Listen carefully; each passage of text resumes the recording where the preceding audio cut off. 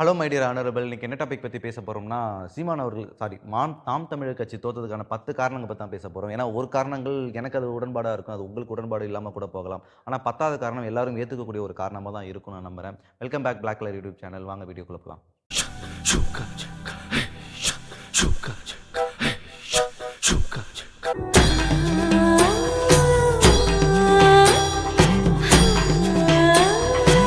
Actually முதல் காரணம் என்னன்னு கேட்டிங்கன்னா, அது சீமான் அவர்கள் சொன்னதே நான் உங்களுக்கு திரும்ப சொல்றேன்.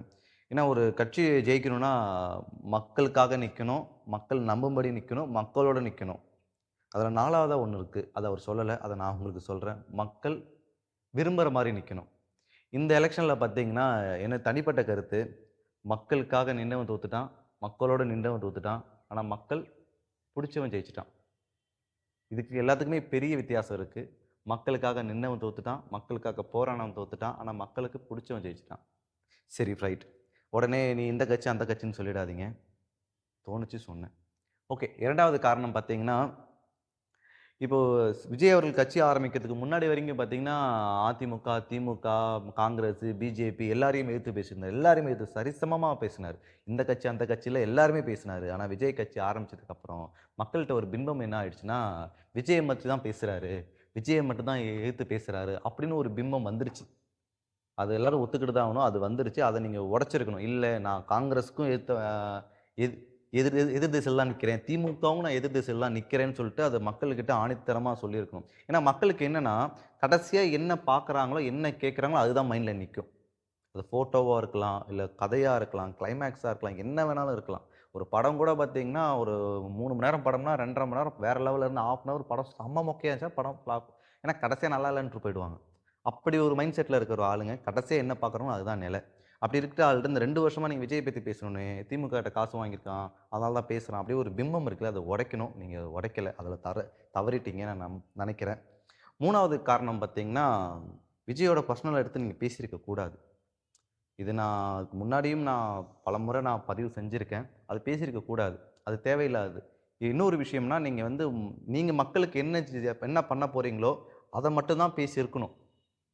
விஜய் எடுத்திருக்க கூடாது. ஏன் நீங்க நெனச்சிருப்பீங்க நம்ம அந்த ஏதோ ஓட்டு சிதறி நம்மளுக்கு வரும். ஏதோ ஒரு சம்திங் காரணம். இல்ல ஒரு ஒரு நா ஒரு நடிகன் அரசியல் நாட்டாள வரான். அவனுக்கு என்ன தகுதி இருக்கு? அது கரெக்ட்டான கேள்வி தான். அதுல மாற்று கருத்துமே இல்ல. அது கரெக்ட்டான கேள்வி தான்.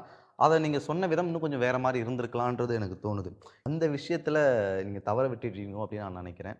4வது காரணம் பார்த்தீங்கன்னா, மக்கள்கிட்ட பொதுவா அந்த இளைஞர்கிட்ட பொதுவான ஒரு கருத்து என்ன இருக்குன்னா, சீமான் வந்து மாடு மேய்க்க சொல்றாரு, ஆடு மேய்க்க சொல்றாரு.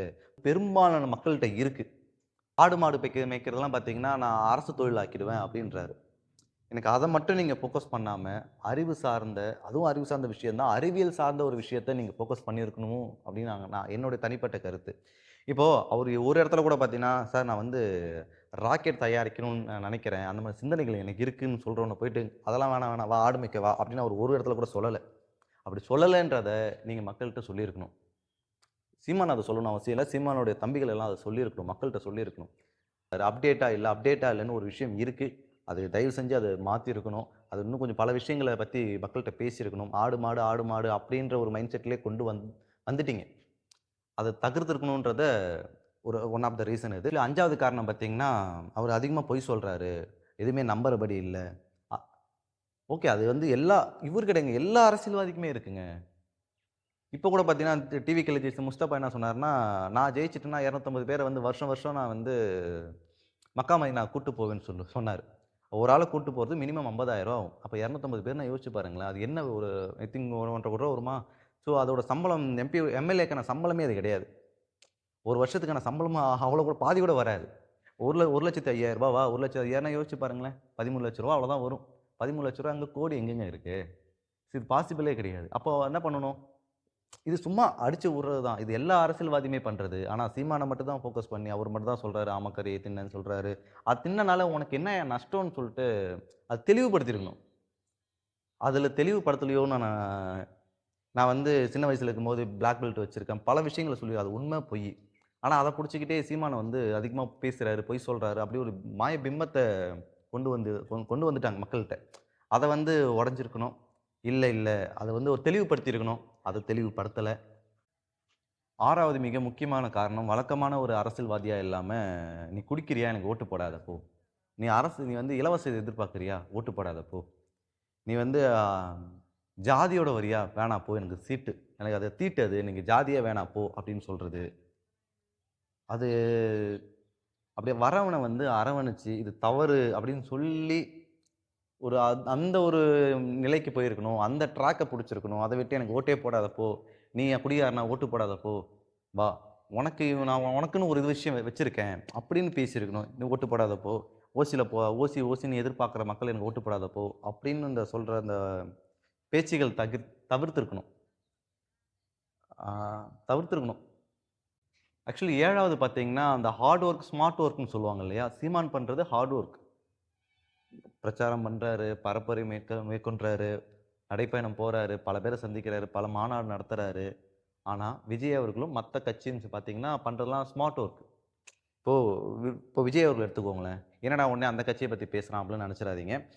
அரசியல பொறுத்தவரைக்கும், இந்த ஃப்ராடு தனம் இப்ப வேணுங்க. ஏன்னா, இப்ப யாரும் காமராஜர், கக்கனும் ஆட்சியில கிடையாது. இருக்கிற ஃப்ராடு பையங்கள வந்து வெளிய அனுப்பணும்னா, ஃப்ராடு வேல பண்ணி தான் ஆகணும். இது சீமான் அவர்கள் பண்ணல. எந்த இடத்துலயுமே அது பண்ணல. பண்ணியிருக்கணும். இப்ப விஜய் அவர்கள பார்த்தீங்கன்னா, இப்ப நீ என்ன குறை சொல்றன்னா, தமிழ்நாட்டு மக்கள குறை சொல்ற மாரி, விஜய வெளிய வான்னு சொல்ற அது வந்து ஒவ்வொரு விஜயுமே ஓட்டு போடுற அன்னைக்கு வெளிய வருவான். அவர் பக்கம் என்னென்ன விமர்சனம் சொல்றாரோ, அத தமிழ்நாட்டு பக்கம் திருப்பி விட்டாரு. அப்ப நீங்களும் நானும் ஒண்ணும் இல்ல அப்படின்னு சொல்லிட்டு ஒரு எப்படி சொல்றது?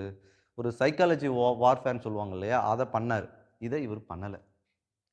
அது ஒரு பண்ண ஒர்க் எல்லாமே ஹார்ட் ஒர்க் பண்ணிட்டாரு. ஸ்மார்ட் ஒர்க் பண்ணல. அவருடைய தம்பிமார்கள் ஸ்மார்ட் ஒர்க் பண்ணாங்க. ஆனா, அவரு அது பண்ணலன்றது என்னுடைய தனிப்பட்ட கருத்து. இதுவும் ஒரு காரணம் தான். 7வது காரணம். ஏன்னா, உங்களுக்கு Instagramல பாருங்களேன். ரீல்ஸ் எடுத்து போட்டு, அவன் டான்ஸ் ஆடிக்கிட்டு, இன்ஸ்டா இல்லாட்டி பார்த்தீங்கன்னா, இந்த அளவுக்கு சோசியல் மீடியா இல்லன்னா, இந்த அளவுக்கு வெற்றி பெறுவாரான்றது டவுட் தான். அப்போ என்ன காரணம்? மேஜர் காரணம் என்ன? Smart work. இது அவரு பண்ணல. 8வது காரணம் பார்த்தீங்கன்னா, மீடியா. விஜய் விஜய் ஒரு வாட்டி கூட மீடியாவ சந்திக்கல. ஒரு வாட்டி கூட சந்திக்கல. ஆனா, சீமான் ஒரு வாட்டி கூட மீடியாவ சந்திக்காம போனதும் இல்ல. ஒவ்வொரு மாநாடுக்கும் சரி, ஒவ்வொரு பரப்புரைக்கும் சரி, ஒவ்வொரு போராட்டங்களும் சரி. ஆனா, மீடியா வெளிச்சம் ஃபுல்லாவே விஜய்க்கு தான். அது அவங்களுடைய பிசினஸ்க்காகவா? சீமான் பக்கம் இல்லங்க. அத கண்டிப்பா ஒத்துக்கிட்டாகணும். அவர் தோல்விக்கு இது மிக முக்கியமான காரணம் மீடியா. அவர் பக்கம் வெளிச்சமே வரல. அவரு 1 மணி நேரம் பேசுறாருன்னா, அத எடிட் பண்ணி 30 செகண்டுக்கு போடுறாய்ங்க. துண்டு நியூஸ் மாரி. பட் விஜய் வந்து 30 அவர் பேசுறது என்னங்க 3 நிமிஷம், 4 நிமிஷம் தான் பேசுறாரு. உங்களுக்கு ஸ்டாலின் பேசினாலும் அவ்வளோதானே பேசுறாரு. என்ன விஜய் மட்டும் பேசுறாருன்னு நெனைக்காதீங்க. ஸ்டாலின் பேசினா அவ்வளோதான் பேசுறாரு. எடப்பாடி பேசினா அவ்வளோதான் பேசுறாரு. ஆனா, அத வந்து பார்த்தீங்கன்னா, 3 மணி நேரத்துக்கு அப்படியே டெவலப் பண்ணி போடுறீங்க.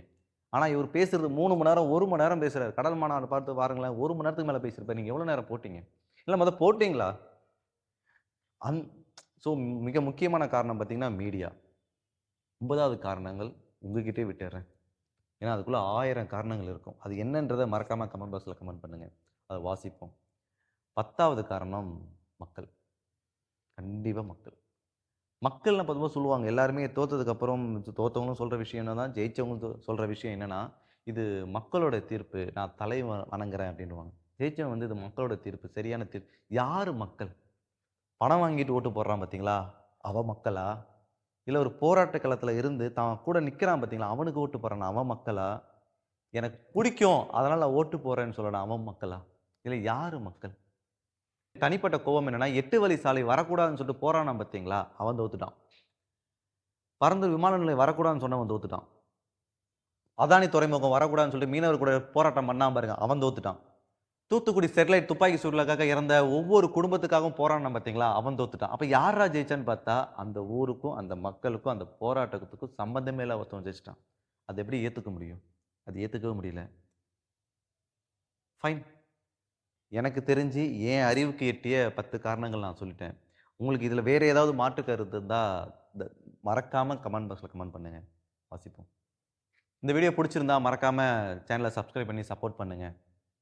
மீண்டும் ஒரு நல்ல வீடியோல சந்திப்போம். அதுவரையும் உங்களிடம் விடைபெறுவது உங்கள் Shoukath. Black light YouTube channel. Bye பாய்.